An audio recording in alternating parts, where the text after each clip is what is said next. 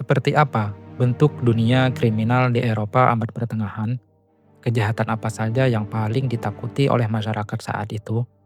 Lalu, apakah hukum saat itu benar-benar adil dan bisa melindungi rakyatnya? Dalam video ini, kita akan membahas dunia kriminal Eropa abad pertengahan yang jauh lebih kompleks daripada sekedar pencurian dan pembunuhan, tetapi semua tentang kejahatan yang dilakukan untuk bertahan hidup, ketakutan masyarakat di tengah kriminalitas yang tinggi, dan bagaimana wujud sistem hukum yang dibangun di atas kekuasaan yang terpecah belah. Selamat menonton video dari Historia.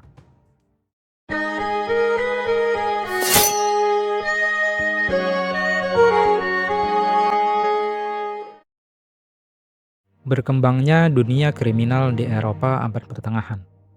Setelah runtuhnya Kekaisaran Romawi Barat, banyak wilayah di Eropa mengalami perpecahan kekuasaan. Otoritas pusat yang melemah menyebabkan mulai munculnya kerajaan-kerajaan kecil. Lalu, seringkali terjadi konflik antara kerajaan-kerajaan kecil tersebut yang berujung pada peperangan. Dalam kondisi seperti itu, jaminan keamanan terhadap rakyat menjadi sesuatu yang tidak selalu ada di seluruh wilayah. Mereka belum memiliki lembaga penegak hukum resmi seperti institusi polisi yang ada di zaman sekarang. Tanggung jawab menjaga ketertiban biasanya berada di tangan penguasa lokal, bangsawan, atau komunitas setempat. Jika terjadi pencurian atau pembunuhan, korban atau keluarganya seringkali harus berusaha mencari sendiri pelakunya. Apa yang disebut hukum saat itu juga sangat dipengaruhi oleh status sosial. Seorang bangsawan yang melakukan pelanggaran mungkin hanya akan menerima hukuman ringan atau diminta membayar denda. Namun, rakyat biasa bisa menerima hukuman fisik yang sangat berat untuk pelanggaran yang serupa. Tingginya angka kemiskinan juga memperburuk keadaan. Sebagian besar masyarakat saat itu hidup sebagai petani, dengan ketergantungan yang tinggi pada hasil panen. Ketika cuaca buruk menyebabkan gagal panen, para petani akan kehilangan tumpuan hidupnya dan kelaparan pun terjadi. Dan ketika orang mulai lapar, mereka akan melakukan apa saja, termasuk melakukan perbuatan kriminal. Angka kejahatan pun akan meningkat. Bagi sebagian orang saat itu, kriminalitas bukanlah pilihan ideologis. Itu adalah pilihan satu-satunya untuk bertahan hidup di tengah situasi yang tidak menentu. Pencurian adalah kejahatan yang paling umum. Di dunia abad pertengahan, salah satu kejahatan yang paling sering muncul adalah pencurian. Barang yang dicuri seringkali bukanlah benda mewah. Yang hilang justru barang-barang sederhana seperti roti, gandum, pakaian, alat pertanian, atau hewan ternak. Hari ini kehilangan seekor ayam mungkin tidak akan terlalu mengubah hidup seseorang. Tetapi, bagi keluarga petani abad pertengahan, kehilangan ternak bisa berarti hilangnya sumber makanan dan pendapatan selama berbulan-bulan. Karena itu, pencurian ternak dianggap sebagai kejahatan yang sangat serius. Pencurian kuda bahkan dianggap lebih serius lagi. Seekor kuda bukan hanya alat transportasi, tetapi juga aset ekonomi dan militer. Dalam beberapa wilayah, pencurian kuda dapat berujung hukuman mati bagi pelakunya. Kejahatan di balik kota abad pertengahan. Ketika suatu kota bertumbuh, pasar-pasar akan berkembang seiring meningkatnya aktivitas perdagangan. Namun di balik itu, kriminalitas juga akan berkembang menjadi lebih kompleks. Di balik aktivitas pasar yang ramai, terdapat dunia kecil penuh manipulasi dan pencurian yang jarang tercatat secara rinci dalam sejarah besar. Pasar menjadi lokasi yang ideal bagi pencopet dan penipu. Biasanya pedagang asing dari tempat yang jauh akan datang membawa barang dan uang tunai dalam jumlah yang banyak. Mereka sering tidak mengenal lingkungan sekitar. Hal itu menjadikan mereka sasaran empuk bagi para pelaku kriminal. Di antara aktivitas jual beli di pasar, juga muncul bentuk kejahatan lain, yaitu penipuan perdagangan. Beberapa bentuk penipuan dalam perdagangan antara lain, pedagang yang memanipulasi timbangan, barang dagangan yang dicampur dengan barang berkualitas rendah, dan ada pula penjual obat yang menawarkan ramuan yang sebenarnya tidak berkhasiat apa-apa. Bentuk lain dari kejahatan di balik berkembangnya perdagangan adalah pemalsu uang. Pemalsu uang merupakan bentuk kriminal yang memerlukan keahlian teknis tinggi. Seorang pemalsu uang umumnya memiliki pengetahuan dan keahlian tentang logam dan teknik pencetakan. Mereka dengan terampil mencampurkan bahan murah dengan logam berharga atau membuat tiruan yang sulit dibedakan dari aslinya. Di zaman sekarang, pemalsuan uang mungkin hanya dianggap sebuah kejahatan ekonomi dengan hukuman penjara. Namun di abad pertengahan, pemalsu uang adalah salah satu kejahatan yang paling berisiko untuk dilakukan. Kenapa bisa dikatakan paling berisiko? Karena pada masa itu, memalsukan uang juga dianggap sebagai penentangan terhadap kekuasaan penguasa. Karena koin membawa simbol kerajaan, merusak nilai mata uang dipandang sebagai ancaman terhadap stabilitas politik. Jika pelaku pemalsuan tertangkap, hukumannya akan sangat berat. Di sejumlah wilayah Eropa, pelaku dapat dihukum bakar hidup-hidup atau direbus. Kekejaman hukuman itu dimaksudkan sebagai peringatan bagi masyarakat. Kehidupan malam di kota abad pertengahan dapat berubah menjadi sesuatu yang jauh berbeda dibandingkan siang hari. Di kawasan miskin kota besar, masih banyak bentuk kriminalitas lain. Prostitusi ilegal berkembang, rumah judi bermunculan, pemerasan terjadi di mana-mana.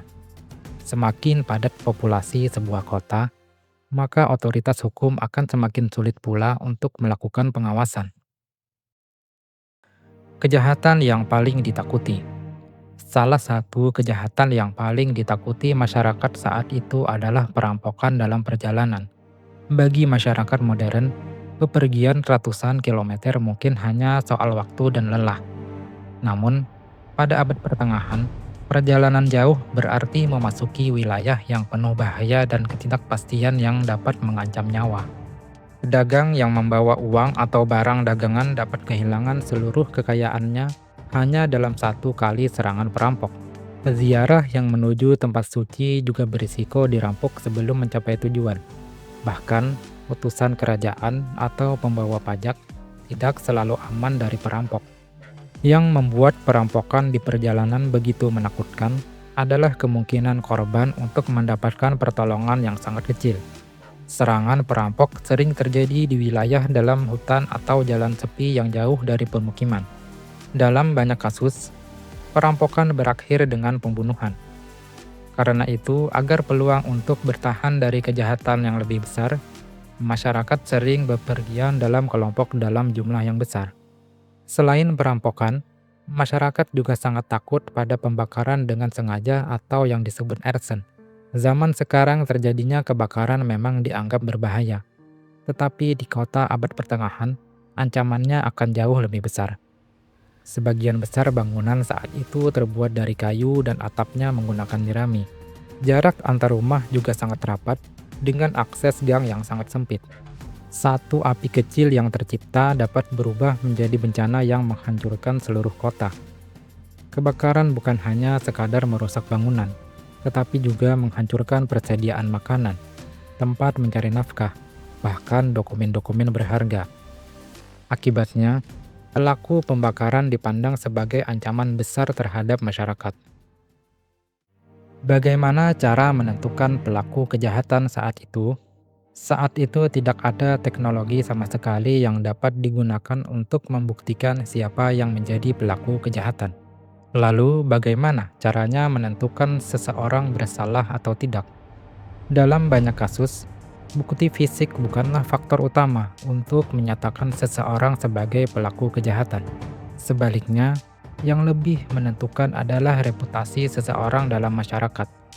Jika seseorang pria dikenal jujur dan dihormati selama bertahun-tahun, tuduhan terhadapnya mungkin akan lebih sulit untuk dipercaya.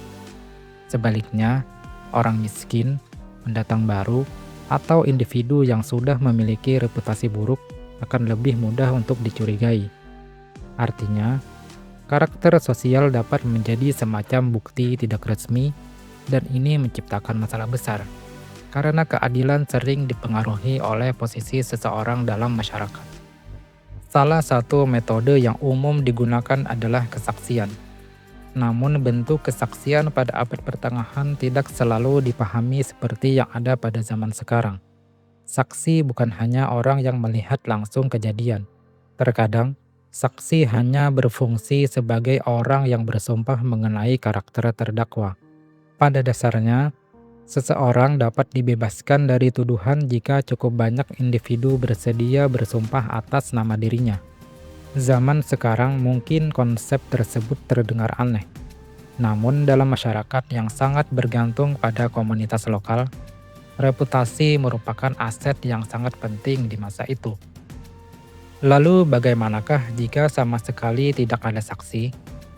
Jika terjadi hal demikian, maka terkadang digunakan metode yang sekarang dikenal sebagai trial by ordeal atau ujian Tuhan. Terdakwa biasanya akan diberikan suatu ujian fisik. Jika terdakwa berhasil selamat, mereka dianggap tidak bersalah.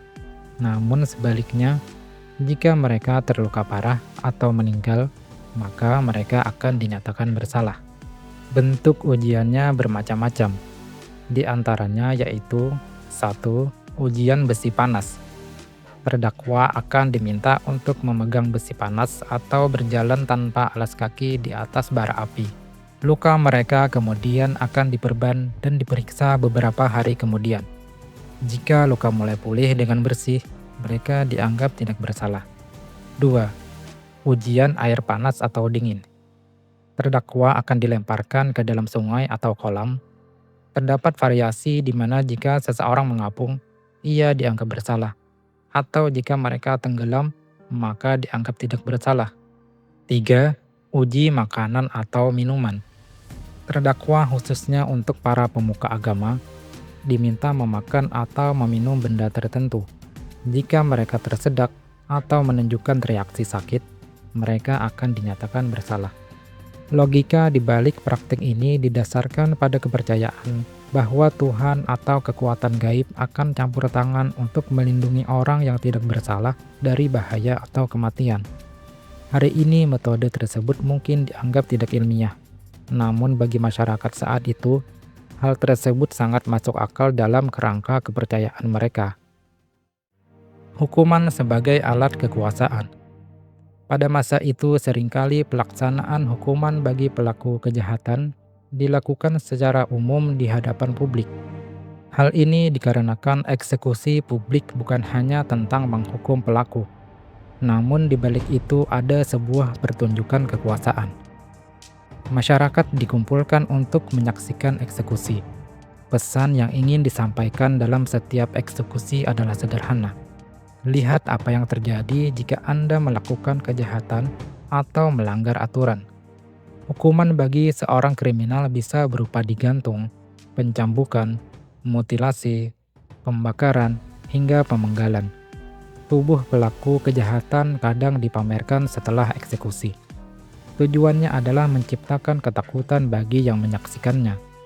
Namun ironisnya tidak sedikit masyarakat saat itu yang menganggap bahwa menyaksikan eksekusi adalah sebuah hiburan. Sistem hukum abad pertengahan percaya bahwa rasa takut akan eksekusi dapat mencegah masyarakat untuk melakukan kriminalitas. Namun apakah semua itu berhasil mencegah kejahatan? Hal ini sangat sulit dipastikan, karena nyatanya kejahatan tetap saja terus terjadi. Dunia kriminal Eropa abad pertengahan memperlihatkan sesuatu yang penting tentang kehidupan. Kejahatan sering tumbuh dari kemiskinan, perang, ketimpangan sosial, dan ketidakpastian hidup. Sebagian kriminal adalah orang yang memang memanfaatkan kekacauan. Namun sebagian lagi hanyalah orang biasa yang sedang terdesak oleh keadaan. Dan terkadang, batas antara penjahat dan korban tidaklah selalu jelas. Ketika kita mempelajari sejarah kriminalitas, kita sebenarnya sedang melihat bagaimana sebuah masyarakat memahami ketakutan, keadilan, dan kekuasaan. Karena di setiap zaman, hukum tidak hanya menentukan siapa yang benar atau salah, tetapi juga menunjukkan siapa yang memiliki hak untuk menghakimi.